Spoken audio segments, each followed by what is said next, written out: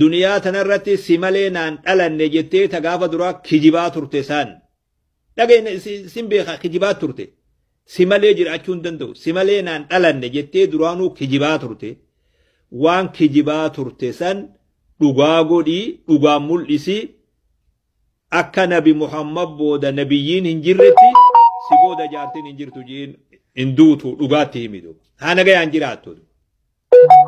walittiin oo'isinaa hinaaffaa walirraa qabbanee isaatu jaartinis hinaaffaa amala jaarsa keetii beeki hinaaffaa isaa beeki masii galee Aliyyuu ibn Abi Xaalib waan jejan dhageeyse hangam takka qissaan dhugallee ta'uu baatu yaa siwaaka je Faaximaa siwaakkattu siwaakattu silaa siwaaka ilkee isii afaansii kee seenisan hinaafee baraliyyi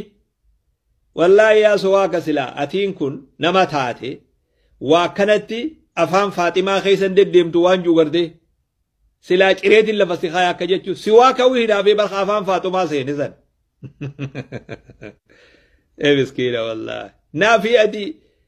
jaartii teenya fuula keenya duratti namni yogaa harka fuudhu fuula keenya duratti harkarra kaayatu fuula keenya duratti dhungatu ati mee maal ja'amtame ati maaluma ja'amtaa'u dura ati namaa usila inumaa gariin namaa gowwaadha doofaa namaatu jira naggaadee anastanyaa naggaadee fi namoota akka garan qabne haa maal je'aniin akka nama waa baratee itti fakkaatu hadachiin garaan galte